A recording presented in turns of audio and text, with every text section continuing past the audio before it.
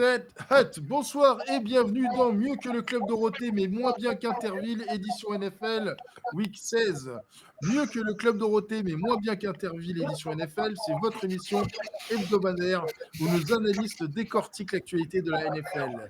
Notre équipe d'experts internationaux et francophones se retrouve dans Mieux que le Club Dorothée, mais moins bien qu'Interville, édition NFL, chaque semaine pour t'offrir un regard unique sur une sélection de matchs et aborder les sujets brûlants de la NFL. Pour retrouver tous les pronos de tous les matchs, c'est sur le site prononfl.com où tu peux jouer avec nous et le reste de la communauté francophone. Puisque tu es là, like les vidéos, abonne-toi à la chaîne, fais des blagues sur Scooby, ce que tu veux, vraiment, fais-toi plaisir. Sans plus attendre, voici nos experts. Si tu entends du bruit de fond assez insupportable, ça vient probablement de chez lui. Ah non, c'est pas lui, c'est Olivier Rival. Bonsoir. Salut Rico, content de te retrouver. Voilà, et il est là avec son décor Ikea, son peignoir, il est magnifique. C'est Rémi, bonsoir. Salut, j'espère qu'on nous entend, tout simplement. Voilà. Il est là un peu par miracle. Malgré sa connexion en modem 56K, il est inspecteur à la PJ de Lyon. Il s'agit du lieutenant Scooby. Bonsoir.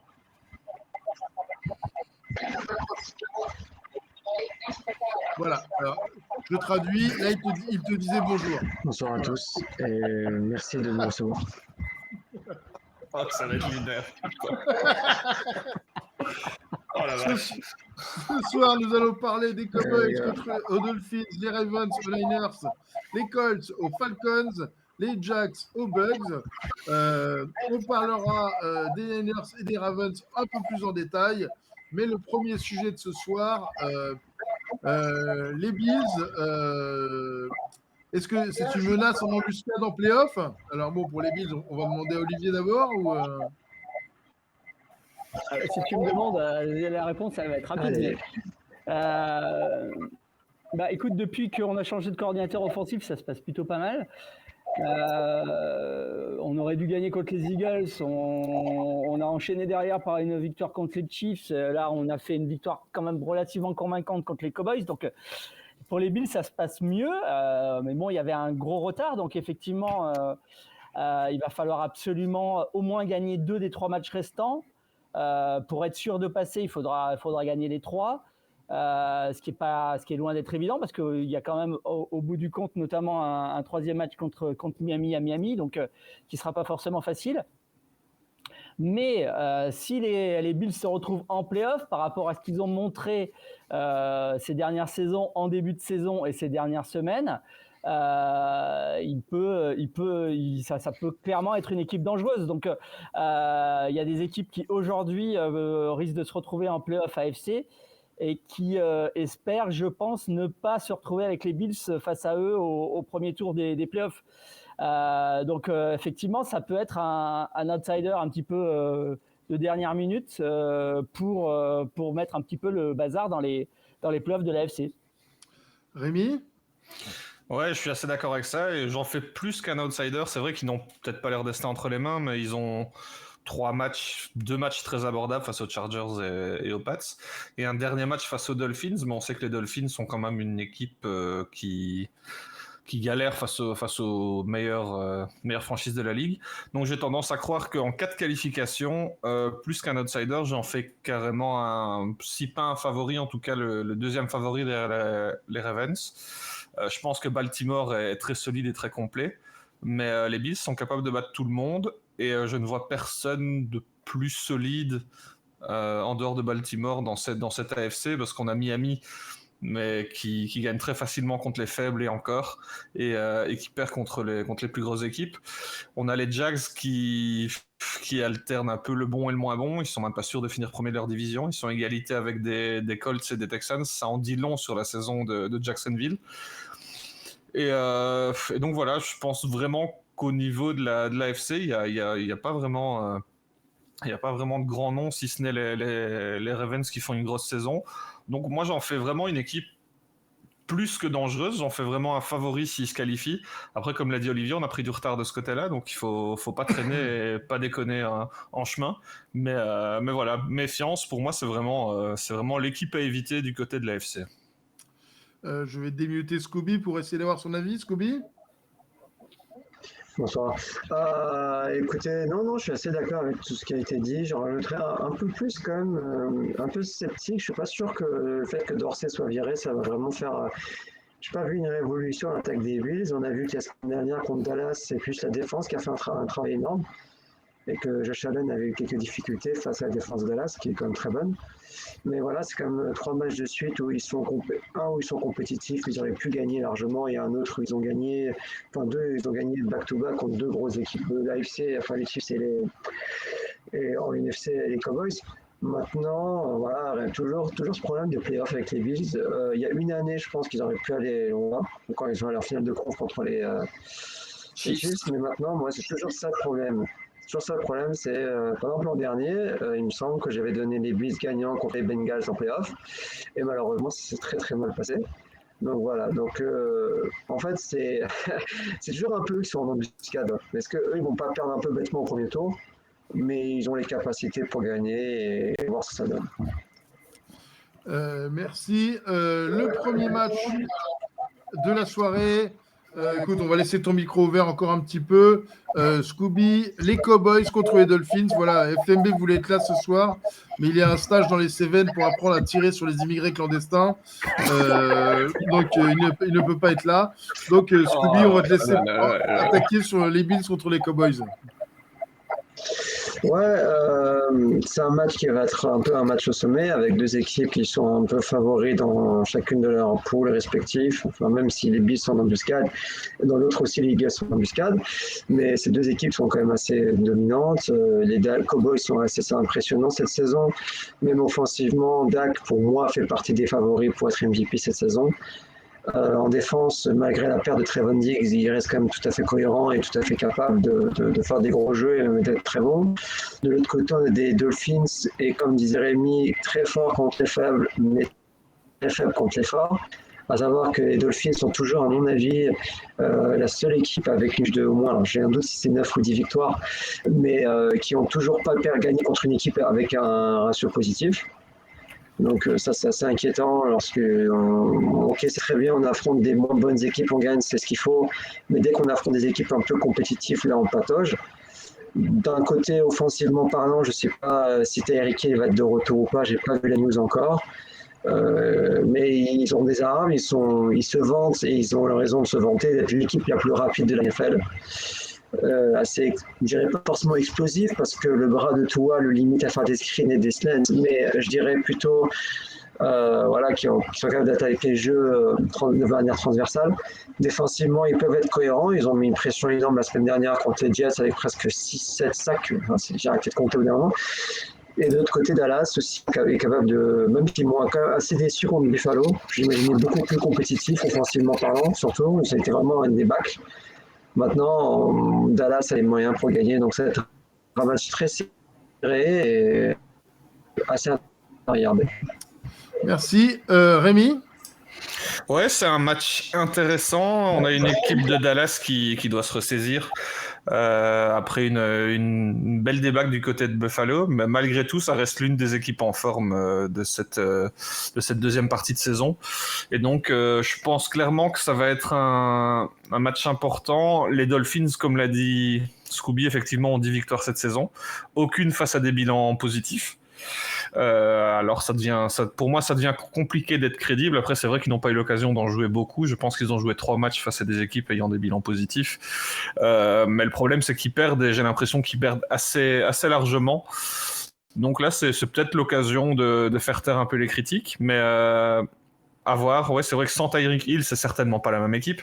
Je ne sais pas s'il sera de retour ou pas. S'il est là, il peut y avoir un peu match, mais j'ai quand même l'impression qu'on a une équipe beaucoup plus homogène du côté de Dallas, avec un Dak Prescott qui sort une toute belle saison. C'est vrai qu'on a d'un côté, on a un Hill qui pourrait être nommé parmi les MVP de la saison, même si on sait qu'on donne rarement ce titre à un receveur, voire jamais. Et on a un Dak Prescott qui sort une toute belle saison. On a une défense qui avait besoin, pour moi, du côté de Dallas, de sortir l'une ou l'autre bonne performance. Elle en est capable. On a Blend qui sort une super saison, on l'attendait pas. Et donc voilà, je pense que c'est un match intéressant, mais malgré tout, j'ai quand même l'impression que Dallas a un coup d'avance dans ce duel. Mais les Dolphins sont tout à prouver. Faut pas oublier que la place de leader de division n'est pas acquise parce que les Bills doivent encore jouer contre Miami. Donc, match important. On va voir ce que valent vraiment ces Dolphins. J'ai l'impression qu'ils ont plus à prouver que les Cowboys dans cette rencontre. Olivier, tu peux nous donner ton avis et celui des FMB?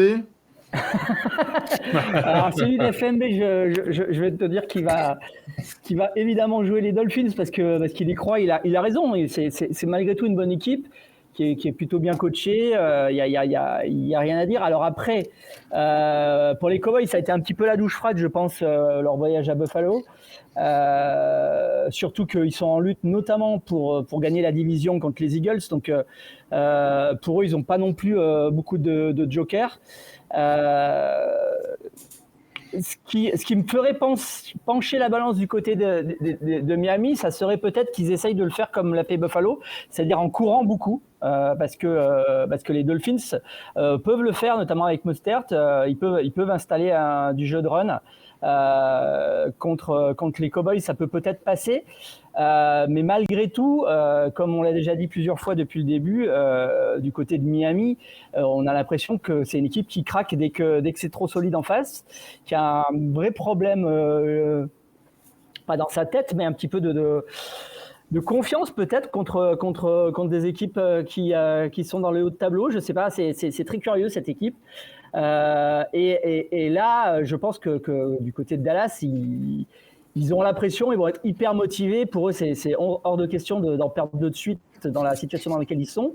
Comme l'a dit Rémi, on a un Dak Prescott qui fait sa meilleure saison depuis qu'il est dans la ligue. Ils ont montré des très très belles choses, notamment on l'a vu par exemple contre les Eagles il y a 15 jours. Donc je pense qu'ils vont rebondir, je pense qu'ils vont gagner. Mais écoute, voilà. C'est à Miami de prouver qu'ils peuvent être une vraie équipe, qu'ils peuvent battre des vraies équipes. Donc ils ont la pression, à eux de le montrer, à eux de montrer qu'ils font partie des favoris. C'est un vrai test. Donc on verra, mais je joue Dallas. En plus, ça nous arrangerait pas mal du côté de Buffalo que Dallas le gagne celui-là. Merci Olivier, puisque tu es là, puisque je te tiens. Le match suivant, ah voilà, le match suivant, ça ne voulait pas charger. Qui a gagné, qui est pour toi? Qui a gagné? On sait qui va gagner. Les 49ers contre les Ravens, Olivier. Je demande excellent match chez 49ers Ravens. Peut-être le futur Super Bowl, allez savoir. En tout cas, aujourd'hui, on a clairement les deux équipes qui sont les plus régulières de la ligue. On a deux équipes qui sont bonnes partout, complètes, qui peuvent courir, qui peuvent lancer. C'est aussi la grosse différence de ces Ravens, cette nouvelle formule, c'est qu'on a l'impression que Lamar est toujours important, il amène son talent, mais il n'est plus tout seul, donc ils amènent des choses. Il y a aussi deux très bonnes défenses, malgré tout. On a tendance à oublier, mais alors, celle des Ravens, on la connaît peut-être un peu mieux, mais du côté des 49ers, ça défend aussi très très bien. C'est deux défenses qui sont dans le top 5 de la ligue, donc c'est intéressant. Alors c'est intéressant, il faut voir un petit peu qu'est-ce que les coachs vont vouloir montrer, parce qu'ils ont peut-être en tête de se dire qu'ils vont peut-être pas tout faire là pour montrer comment ils voient l'autre s'ils se retrouvent dans un mois au Super Bowl face à eux. Donc, est-ce qu'ils vont jouer à fond? Les deux équipes ont intérêt à le jouer à fond. Il y a peut-être un petit peu plus de pression du côté des Ravens parce que c'est peut-être un petit peu plus nécessaire pour eux de le gagner. Mais malgré tout, les 49ers, s'ils veulent s'assurer la première place NFC, ils ne peuvent pas non plus se permettre de le perdre. Ça se joue à San Francisco. J'ai quand même tendance à penser que les 49ers sont un un tout petit peu au-dessus, qui peuvent peut-être être un peu plus imprévisibles dans ce qu'ils vont montrer que les Ravens. Mais en tout cas, c'est un match qui va être très, très spectaculaire, très intéressant. Donc moi, je joue les 49ers. Mais c'est clairement un des plus gros matchs de saison régulière de cette fin de saison. Et c'est vrai qu'en plus, cette fin de saison, il y a beaucoup de matchs entre prétendants. Donc celui-là va être sympa à suivre. Scooby? Très gros match. D'ailleurs, petite parenthèse, du coup, j'ai mis Dallas vainqueur. Voilà, je peux le dire au moins. Mais sinon, pour le match en lui-même de ce dimanche, c'est vrai que les deux équipes, ils ont tous les deux premiers de la conférence, 11-3-11-3. Ça va être un très gros match. Deux favoris même pour le Super Bowl pour le moment. Sinon, pour rebondir un peu, ce qu'a dit Olivier, c'est vrai. Et j'ai vu quand même plus de. Il y a une petite phase à un moment de 49ers où on sait un peu qui était pour eux. Je dirais que les blessures n'ont pas aidé.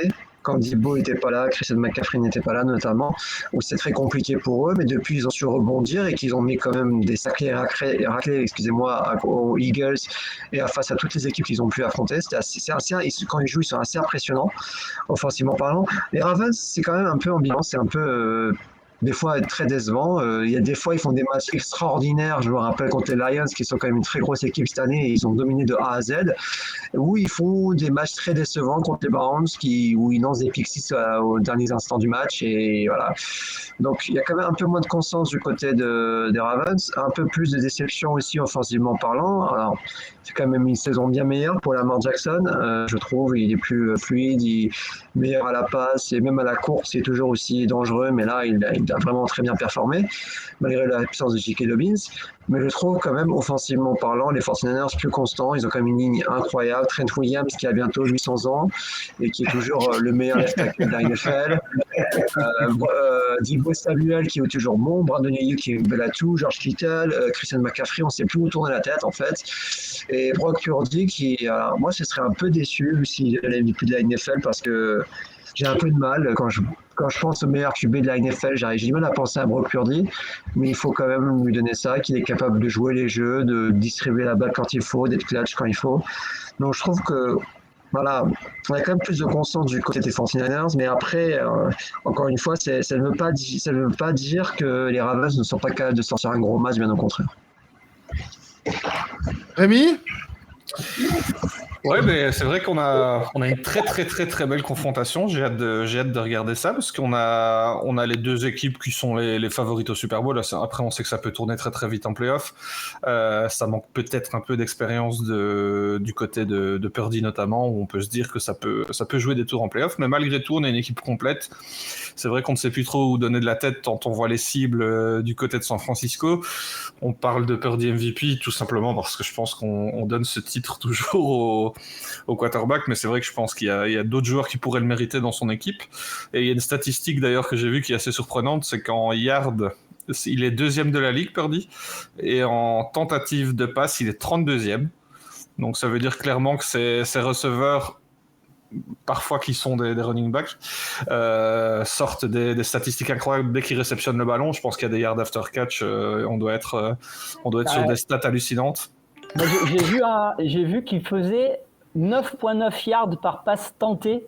C'est juste hallucinant comme stat. Je me demande s'il n'a pas quasiment 2 yards d'avance sur le suivant. C'est vraiment incroyable. Donc, je me dis qu'il est excellemment bien accompagné, mais qu'il fait aussi parfaitement son boulot.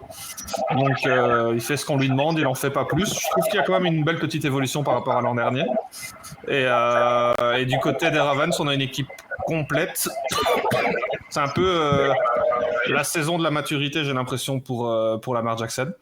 Et donc, pourquoi pas aller ennuyer ces 49ers. On a une défense qui est excellente. C'est les deux équipes de la ligue qui concèdent le moins de points.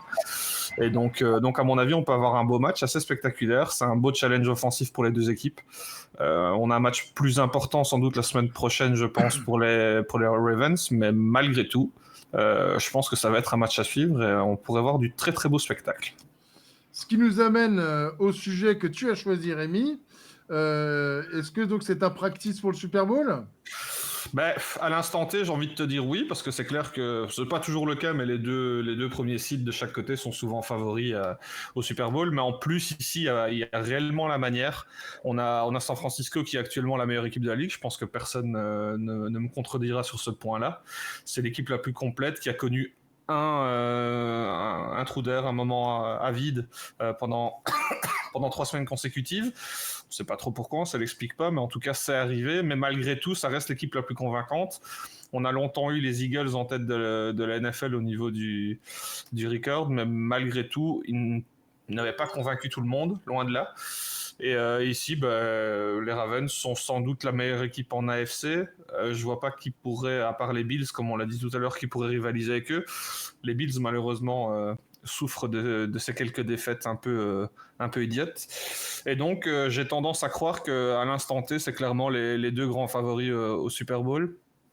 Et qu'il y a peu d'équipes, voire pas d'équipes qui peuvent les inquiéter. On a vu tout simplement que les 49ers avaient largement dominé leurs principaux rivaux en NFC, à savoir les Cowboys et les Eagles. Donc voilà, à l'instant T, je vois pas comment on pourrait annoncer un autre match-up, mais on sait que tout peut aller très très vite. Une absence, une blessure, un mauvais match, tout peut arriver en playoff. Oui, tu es en train de nous dire que les playoffs, ça va être extrêmement chiant, en fait. Si ça reste sur la même vague, après, ce que les équipes se réservent, j'en sais rien. Mais si ça va être sur la même vague, moi, j'ai quand même l'impression qu'ils sont un gros cran en dessus. Là où on avait l'habitude de voir 2-3 très grosses écuries de chaque côté. Cette année-ci, on a des Chiefs qui sont quand même très décevants, on n'en parle pas beaucoup. C'est vrai qu'ils peuvent battre tout le monde malgré tout. Ça reste Patrick Mahomes, mais ils font quand même pas la meilleure saison. J'ai l'impression que Mahomes fait d'ailleurs sa moins bonne saison. Donc voilà, oui, désolé. Mais c'est ce que je pense. Olivier, tu as une opinion ? Écoute, oui, là aujourd'hui, à l'instant T, comme l'a dit Rémi, les deux meilleures équipes de la ligue, elles sont là.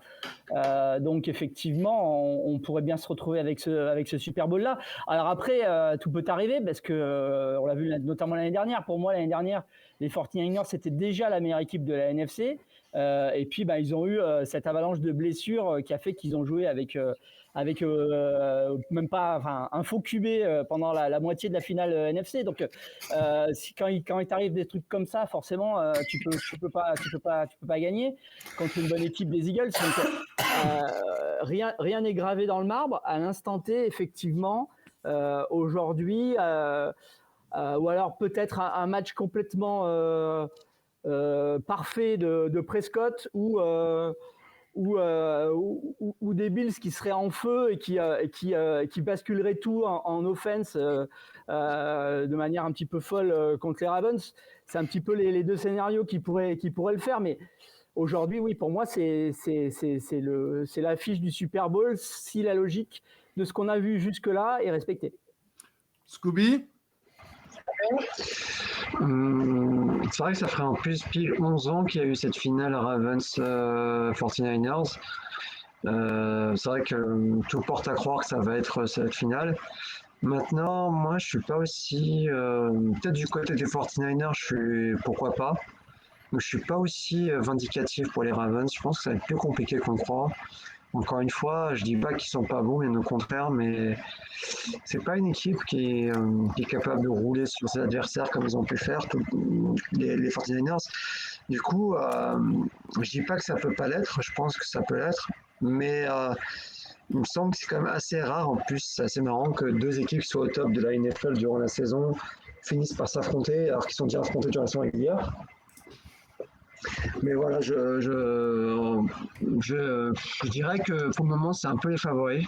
Si on doit miser sur une Super Bowl, ce serait Ravens 49ers. Mais je suis plus convaincu que les 49ers iront au Super Bowl que les Ravens. Merci, messieurs. Passons au match suivant. Pour tout à l'heure, c'est 49ers vainqueurs. Scooby, en fait, je sais que ça fait un bout de temps que t'es pas là, mais en fait, c'est affiché à l'écran, donc les gens qui voient la vidéo le savent, en fait. C'est pour ça que je ne demande plus. Mais on a toujours dit pour toi qui est gagnant, c'est chiant. Oh, il est contre, il aime pas le changement. changement, c'est maintenant. Pardon. Oula. C'est normal parce que toi, t'es habitué aux Jets qui perdent et qui perdent et qui perdent et qui perdent. Donc, c'est. Bah, Toi, le ouais, changement, moi, ça je suis n'existe habitué pas. aux même chose. Tu vois, les Jets qui vont pas en playoff et les Chargers qui virent le head coach, tu vois, pour moi, j'aime bien la stabilité. C'est ça. Bah écoute, je vais te laisser ouvrir sur les Colts et les Falcons d'ailleurs. Waouh, sacré match. Non, alors oui, Atlanta contre Indianapolis. Alors, on peut rigoler de l'affiche en lui-même, mais On peut. ça reste quand même un match très important pour les deux équipes. Parce que les deux équipes, pour moi, vont, on va dire, en fait, ça va finir avec un autre match qui on va parler après dans Tampa Bay Jaguars. Et donc, les quatre équipes, pour moi, jouent un peu leur place de champion et en playoff, parce que je pense qu'aucune des deux va finir septième. Enfin, il y a très peu de chance. Donc là, pour le premier match, c'est Colts-Atlanta. Si Atlanta veut encore avoir une chance de rattraper les Saints et surtout Tampa Bay, il faut absolument qu'ils remportent ce match. Et Indianapolis, s'il veut avoir une chance de pouvoir gagner la FC Sud, ce qui serait vraiment le plus grand débat de tous les temps, il faudrait vraiment qu'il gagne ce match-là. Donc c'est vraiment un match extrêmement crucial. Franchement, alors je me moque beaucoup, mais Indianapolis, c'est vraiment impressionnant cette année. On ne sait pas trop qui ils sont. Un coup on a un QB, un coup on n'a pas, un coup on joue, on ne sait pas trop. Ils finissent par gagner. Je trouve que défensivement parlant, c'est là où c'est un route vraiment. Ils sont capables de jouer, ils sont capables de mener, ils sont capables d'ailleurs de gagner plusieurs matchs de suite.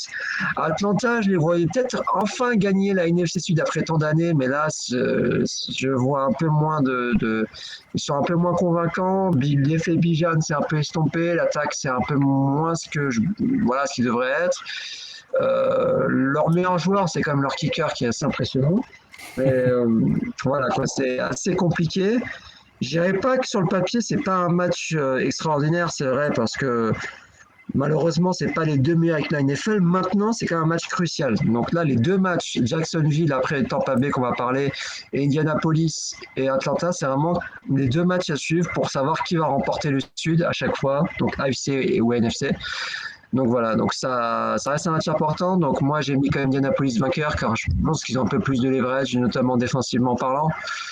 Mais voilà, c'est mine de rien, on peut rigoler, mais sur le papier, c'est pas non plus évident de savoir qui va gagner. Et moi, je suis toujours surpris de voir Indianapolis dans la FC Sud, quoi. Croire qu'Indianapolis est dans le sud des États-Unis. Bon, voilà. Donc, en gros, le match pourri le plus important de la semaine pour Scooby. Olivier? Exactement. Ouais, c'est bien résumé ça, le match pourri le plus important de la semaine. J'ai du mal à. Enfin, pour le coup, j'ai beaucoup de mal à le pronostiquer parce que je crois que j'ai dû voir 3 drives des Falcons cette année, tellement leur saison m'a donné envie d'aller les regarder. Donc je ne sais pas trop ce qui va. Enfin, je sais qu'ils courent beaucoup,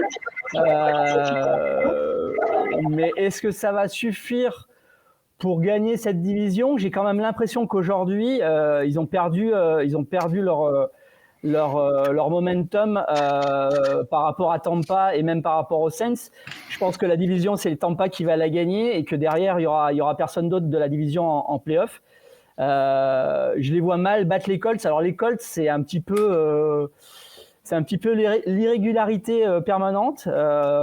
Au sein d'un même match, ils arrivent à être très bons et très mauvais. C'est assez dingue. Souvent, d'ailleurs, ils perdent des matchs qui menaient de 3 touchdowns 2 quarts plus tôt. Donc, c'est très, très difficile de voir où ils en sont. Aujourd'hui, ils s'accrochent. Ils ont clairement à la fois le calendrier et l'affiche pour arriver à être en play-off. Minshew arrive à gérer ça à peu près. Écoute, je pense qu'ils vont aller encore se l'arracher, celui-là. J'imagine que les Colts vont se retrouver un peu en play-off un petit peu par chance et aussi parce que ils arrivent à gratter des matchs à droite à gauche. Donc je joue les Colts, mais c'est clair que c'est pas un match qui va être magnifique à regarder. Rémi? Ouais, effectivement, on a 2 oppositions et aussi 2 oppositions de style au final. On a des Falcons qui sont clairement pas les plus sexy à regarder et on a un jeu au sol qui a été bon, qui commence un petit peu à tout sauter du côté d'Atlanta. Et en face, on a une équipe des Colts qui ont été privés de le rookie quarterback qui sortait une belle petite saison, qui était bien au-dessus des attentes d'ailleurs. Et on est toujours dans la course. C'est pas trop comment. C'est vrai que c'est pas terrible. C'est deux équipes qui se cherchent. J'ai l'impression que du côté des Colts, on a quand même un calendrier, comme l'a dit Olivier, assez favorable. S'ils remportent celui-ci, je pense qu'après c'est les Raiders et ensuite il y aura un match très important face aux Texans. Ils peuvent finir sur 3 victoires. De l'autre côté, Atlanta est un peu au pied du mur. Ils ont une victoire de retard sur Tampa Bay, qui pour moi est favori dans cette division, et sur les Saints, qui disposent aussi d'un calendrier jouable. Donc j'ai l'impression que c'est déjà le match de la dernière chance pour Atlanta. Ça va être compliqué. Desmond Ridder n'est peut-être pas l'avenir de la franchise, loin de là. Il sort pas une excellente saison. On a pu compter sur le jeu au sol, mais c'est vrai que c'est relativement limité. Drake London sort une saison correcte, mais avec un quarterback qui sort de telles statistiques, c'est vrai que ça complique un petit peu la chose. Ça va être un match où chaque point comptera, parce que j'ai pas l'impression qu'on va s'envoler dans des records, loin de là. Et j'ai l'impression quand même qu'à ce petit jeu, les Colts sont un petit coup d'avance. Merci beaucoup, Rémi. Rémi, je te laisse la main pour le dernier match de la soirée. On en parlait tout à l'heure. Ouais. Scooby en parlait tout à l'heure. Les Jaguars contre les Bucks. Ouais, match super important. C'est un chouïa plus sexy que le match dont on a parlé précédemment. Si tant est que Trevor Lawrence est sur le terrain, naturellement. Je pense qu'il est toujours en protocole commotion. Donc, à voir ce que ça peut donner pour la rencontre ce week-end. J'espère qu'il sera là, parce que sans lui, je vois pas comment les Jacks peuvent s'en sortir. Avec lui, j'en fais peut-être mes favoris pour cette rencontre, mais ça va pas se jouer à grand-chose, parce qu'on a Tampa Bay en face qui commence un peu à sortir du bois. On a Mayfield qui se réveille, qui est en train de montrer qu'il est l'homme de la franchise du côté de Tampa Bay. C'est quand même chouette de le revoir performer à ce niveau-là. Et donc, on peut avoir un match assez intéressant. Je pensais pas que Tampa Bay pouvait se débarrasser si facilement de Green Bay, comme ils l'ont fait la semaine dernière. Ils ont réussi à sortir une toute belle performance. Et donc, ça devient un match super intéressant, parce qu'effectivement, c'est de nouveau deux équipes qui sont dans la course. On sait que la course au playoff va être très compliquée des deux côtés. Et donc voilà. De mon côté, je pensais que Jacksonville allait gagner cette division très facilement. Et au final, on se rend compte que les Texans et les Colts sont en égalité avec eux. C'est assez hallucinant, mais c'est comme ça. Voilà, je donne mon léger avantage aux Jags, mais ça va être très serré, parce qu'on a des Jags qui doutent, et on a Tampa Bay qui est en train de montrer de belles choses. À voir si ça se confirme, parce qu'ils n'ont pas été si réguliers depuis le début de saison. Donc voilà, match très très intéressant et importantissime dans la course au playoff. Olivier ? Écoute, il y a quelques semaines, je t'aurais dit sans trop hésiter Jacksonville, parce que Lawrence semblait avoir fait enfin ça mue pour être un bon quarterback de la NFL, en disant du premier tiers. Mais là, il est un peu moins bon. Il a ce protocole commotion qui fait qu'on n'est pas sûr qu'il sera là. Et de l'autre côté, on a un Tampa Bay qui a montré des très très belles choses. Leur match contre les Packers, c'était quand même bien mené. Baker Mayfield retrouve ce qu'il faisait de mieux quand il était à Cleveland. Alors c'est vrai qu'à Cleveland, ça n'a pas toujours été très beau à voir, mais on a l'impression que c'était plus lié à Cleveland qu'à Mayfield par moment. Et là, contre les Packers, je l'ai trouvé vraiment sûr de lui, trouvant très bien ses receveurs. Et on a l'impression que c'est une équipe qui arrive en forme au bon moment, et qui va peut-être, pour le coup, récupérer la division, se retrouver peut-être avec un match de play-off gérable, etc. Donc je joue la bonne dynamique des Bucks. Mais si Lawrence est de retour en forme, qui peut retrouver la langue qu'il avait en début de saison, ça va pas être non plus un match facile pour Tampa Bay. Donc je joue Tampa par rapport à ce que j'ai vu, disons, sur les 2 dernières semaines. Merci. Et je démute Scooby pour avoir son avis final. Merci. Écoute, sur certains points, effectivement, je suis assez d'accord. Surtout, c'est vrai que ça, c'est vraiment le truc que je voulais introduire, parce que c'est vraiment important. Qui aurait cru que la compétition dans la FC Sud et la NFC Sud serait aussi intéressante ? parce que les équipes, comme on l'a dit, sont pas sexy, mais autant dans les deux, on a 3 équipes qui se battent. Jacksonville, Texans et Colts qui sont à 8-6 tous, et de l'autre côté, on a un peu d'écart Tampa Bay qui est à 7-7, mais les autres sont à 16-7. À savoir que les Saints jouent ce soir à 2h du matin pour nous, le vendredi, contre les Rams, et là, je pense que ça va être un peu compliqué pour eux, parce que je trouve que les Rams sont vraiment pas mal. Mais voilà, donc là, c'est vraiment crucial pour la NFC Sud et la FC Sud. Je suis assez d'accord avec Olivier, je pense qu'il y a quelques semaines, je n'aurais pas dit le même choix. Mais je trouve que Tampa Bay vraiment se réveille, et moi, c'est vraiment la belle surprise de cette année pourrie de la NFL, on va dire. Offensivement, Baker Mayfield, pour moi, mériterait, même pas quoi offensivement, parce que j'ai vu un peu les favoris pour le comeback player of the year, ce serait Damar Hamlin. Voilà, je comprends, c'est plus pour la symbolique. Mais sinon si quelqu'un mériterait, c'est Baker Mayfield, parce que je trouve qu'il est performant, qu'il est bon, qu'il est un des meilleurs QB de la NFC, on peut le dire. Que tout le monde croyait que Tampa Bay allait mourir avec le départ de Brady, que Todd Bowles allait mourir aussi elle allait sûrement pas faire une saison de plus. Et là, fort à constater que défensivement, ils arrivent à faire des choses intéressantes, qu'offensivement, ils arrivent à driver, notamment à la passe, et je pense qu'on salue pas assez le travail. On n'a pas fait le plus gros match, c'est plus Chris Goodwin, mais le match incroyable la saison incroyable encore de Mike Evans, qui est toujours à plus de milliards par saison. Il a égalisé Jerry Rice, et s'il fait une saison de plus l'an prochain, et je pense qu'à part s'il se blesse à la il va encore faire milliards. Il est juste exceptionnel. Voilà, donc beaucoup d'éloges pour les Bucks. Du côté de Jacksonville, je suis un peu plus sceptique, un peu déçu, surtout si Trevor n'est pas là.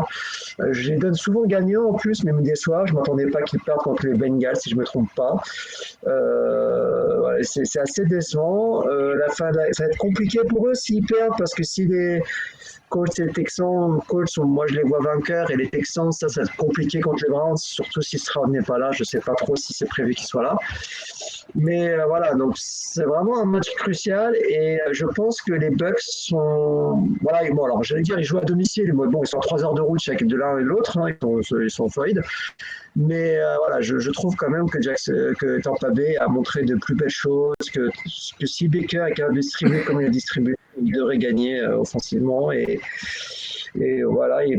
Moi, je pense que Tampa Bay, et pour moi en tout cas, surtout si ça se confirme le résultat de cette semaine, à savoir qu'eux ils gagnent et que les Falcons et les Saints perdent, qui vont remporter la NFC Sud. Merci beaucoup, Scooby. Voilà, j'espère très sincèrement que vous allez profiter de ces fêtes et où nous vous emploie pour certains, pour vous équiper comme Rémi l'a fait en caméra et en micro, parce que ça devient. Je me demande pour qui tu dis ça, hein. Franchement, globalement, pour tout le monde sauf Rémi, je crois. Oui, je salue FMB puisque je suis là. C'est vrai, j'ai pas vu Rémi, le micro de bâtard, pardon. C'est beau, voilà. hein. Rémi a investi dans une caméra et un micro, et on sent clairement la différence. Voilà, donc je vous invite à le contacter lui ou moi pour des idées de modèles. Voilà. Ou alors, sinon, on va être obligé de lancer une cagnotte pour Scooby, quoi. Voilà. S'il vous plaît. Ah, je taquine. Scooby gagne plus que nous tous, de toute façon. Bon, bref. Nous tous cumulés. Ouais. Voilà. Ça se voit, j'habite dans le truc d'Harry Potter, tu me dis que je suis riche. Il est sous l'escalier, dans le premier Harry Potter, il va à la banque, il est pété de thunes. Hein. C'est pas faux, c'est vrai. Je veux dire, tu sais combien t'économises de loyer en vivant sous un placard, là, sous un truc? Dans un abri de jardin. Bon, voilà, non, voilà. Je vous invite tous à supplier vos familles, offrir moins de cadeaux à vos enfants, voilà, pour investir une caméra à 60 balles et un micro à un peu plus. Voilà. Non, je rigole. Voilà, messieurs, en tout cas, je vous souhaite un joyeux Noël si vous faites ça, et un joyeux Hanouka ou un joyeux je sais pas quoi. Voilà, passez de bonnes fêtes en tout cas. Et comme moi, je dis que vous êtes bien désolé que le réveillon tombe un dimanche. Ça nous fout un peu tous la merde dans nos projets de match. Et oui, exactement. Ouais, c'est le bordel, ouais. Vraiment, c'est le dernier truc que je voulais. Ouais, oui, bien sûr, je voulais absolument pas manquer les Jets Washington. C'était vraiment le match que je voulais absolument pas. Vraiment, c'est. Ça va être magnifique, ça. Ton cadeau de Noël, bordel.